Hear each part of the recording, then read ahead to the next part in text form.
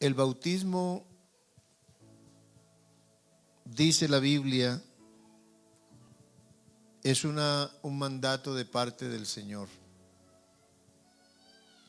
En el capítulo 6 del libro de Génesis, cuando Dios ya está dispuesto a realizar el diluvio, a partir del verso 14 del capítulo 6 de Génesis, está Dios enseñándole a Noé el diseño del arca. Y me llama mucho la atención porque esto tiene una connotación que se cumpliría en la predicación del Evangelio. Dice la Biblia que la construcción del arca, para no alargar mucho, tenía 3 pisos el arca. Tenía una sola puerta y una ventana arriba. Quiere decir que para llegar al 3er piso había que entrar por el primero, luego al segundo y luego al tercero. Estas divisiones tenían un significado. El primer piso era para los animales feroces, el segundo piso para los animales domésticos y el 3er piso para el hombre, Noé con su familia. ¿Por qué especifico que para llegar al tercero había que empezar por el primero?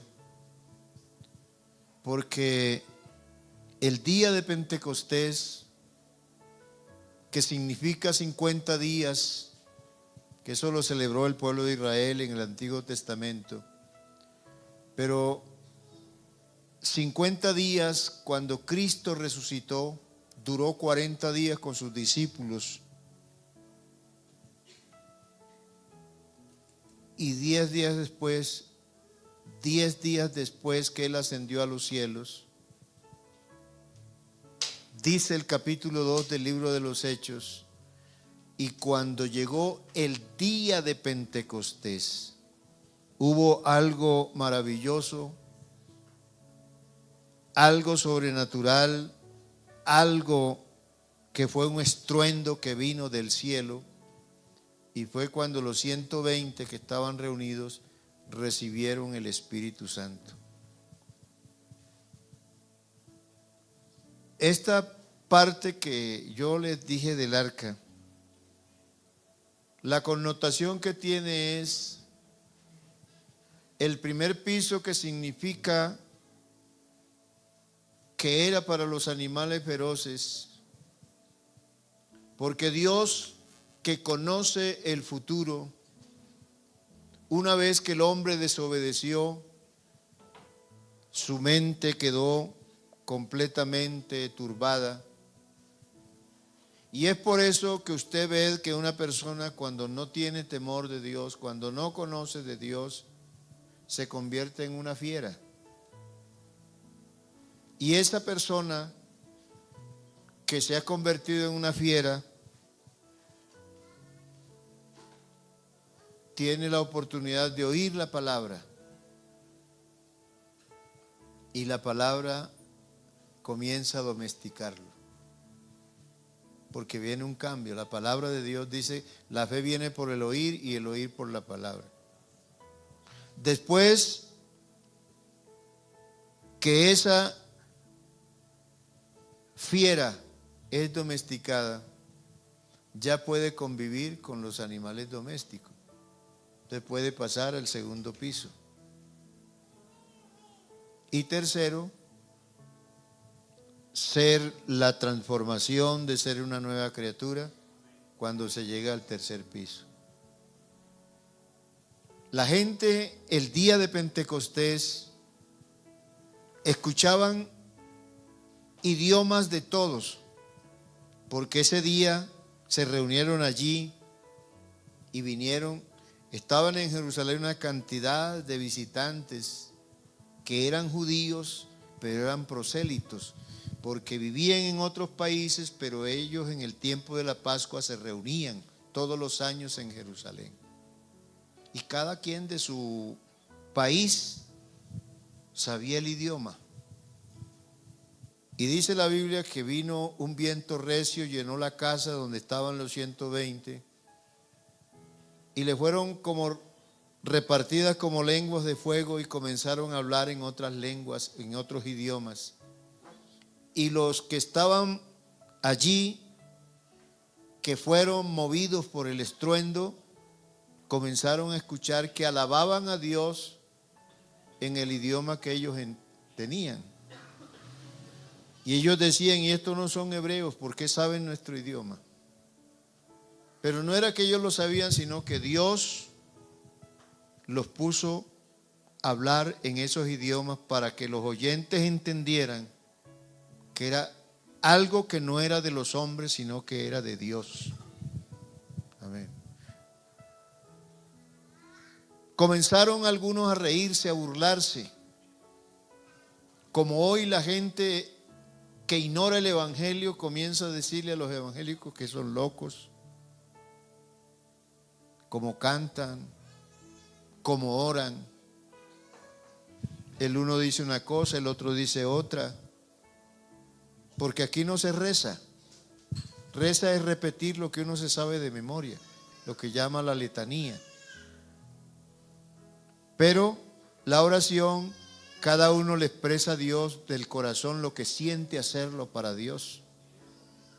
Y de ahí entonces ellos vieron la diferencia. Unos decían estaban borrachos, locos, o llenos de mosto, que quiere decir que la persona cuando ha bebido licor toda la noche amanece con ese trasnocho. Había muchas comparaciones.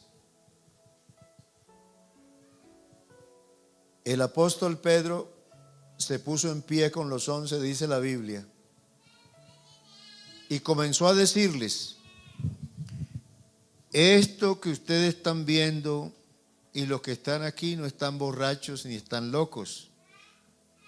Esto fue lo dicho por el profeta Joel cuando dijo en el capítulo 2 de su libro que en los postreros tiempos derramaría Dios de su espíritu sobre toda carne.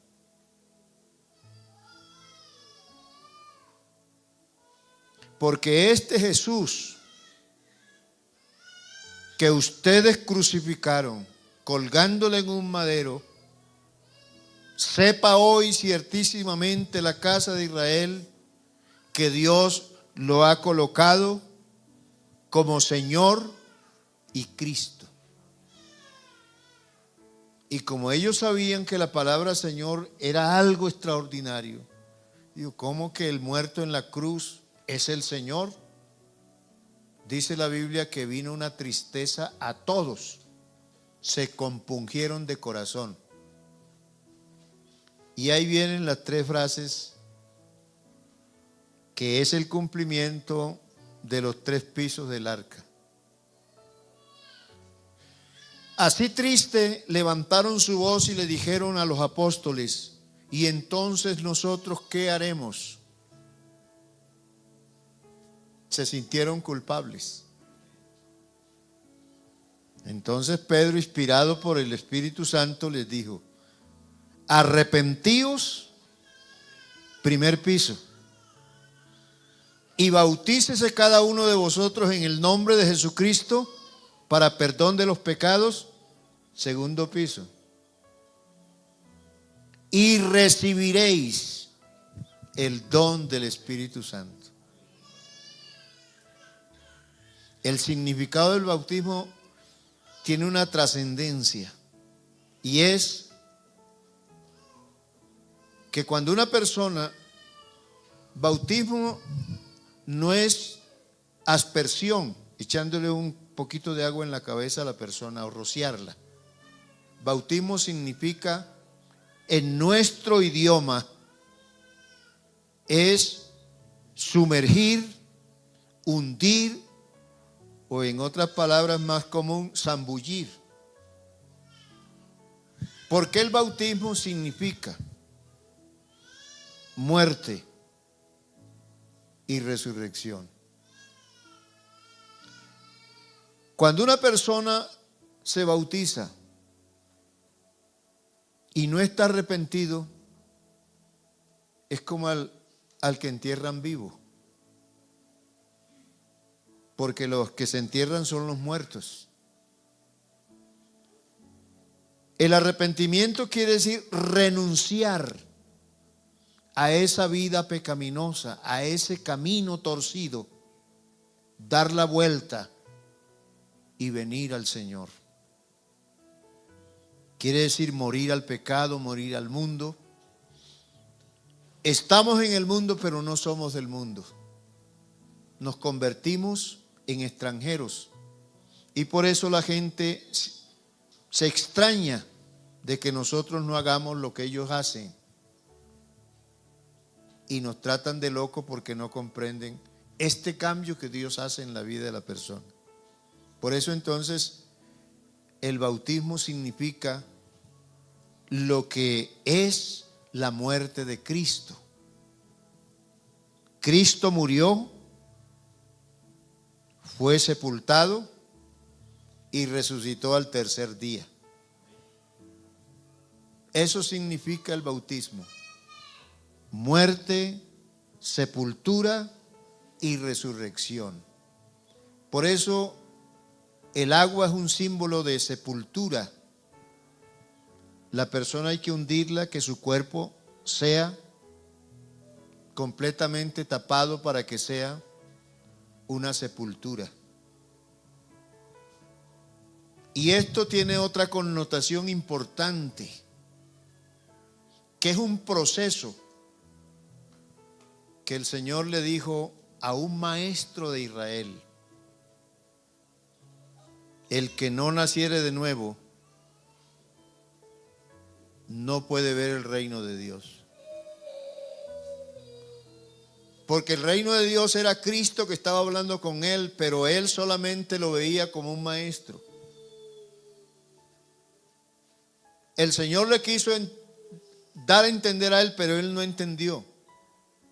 Él quiso decirle: el que me ve a mí ve el reino de Dios aquí en la tierra. Pero él no lo podía mirar así porque necesitaba ese proceso. Tienes que nacer de nuevo.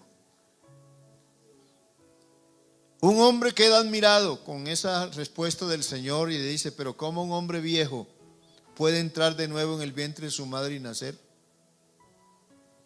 El Señor le dijo: lo que es nacido de la carne, carne es, y lo que es nacido del Espíritu, Espíritu es.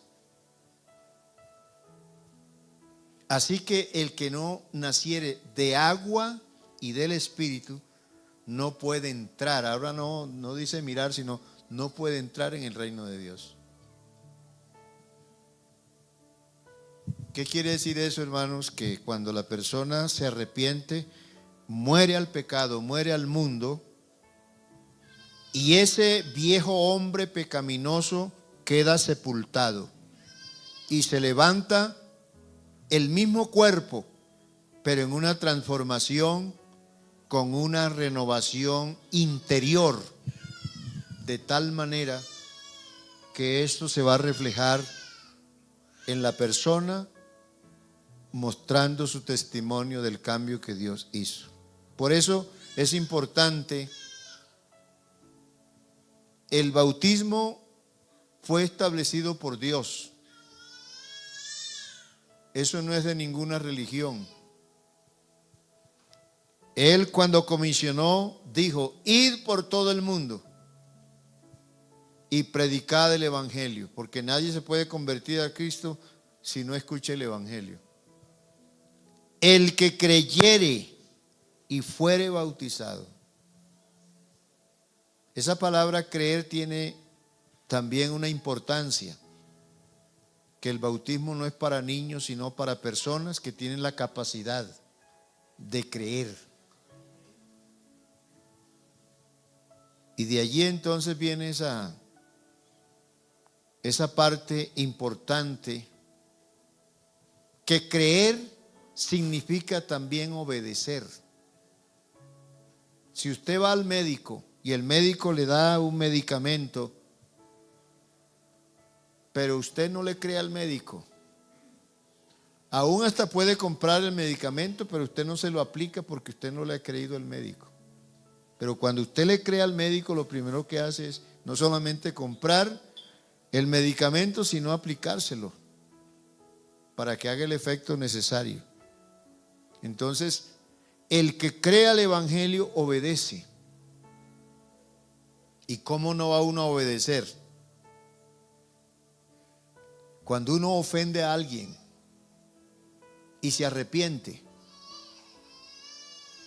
Yo le pregunto a usted en una forma sencilla, ¿a quién tiene usted que irle a pedir perdón? ¿A otra persona o al que está ofendido? Por eso el que peca contra Dios, nadie puede intervenir. Por eso el Señor dice, venid a mí.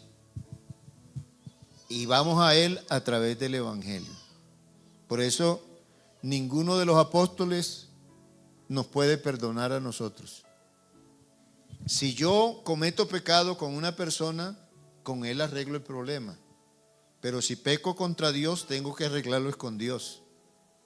Entonces, cuando la persona se bautiza, está obedeciendo, porque allí es donde Dios está ofreciendo el perdón. Ya entonces Dios le corresponde algo maravilloso, es que la persona reciba el don del Espíritu Santo. Pero lo primero tiene uno que dar los 2 primeros pasos y Dios hace la parte espiritual con nosotros.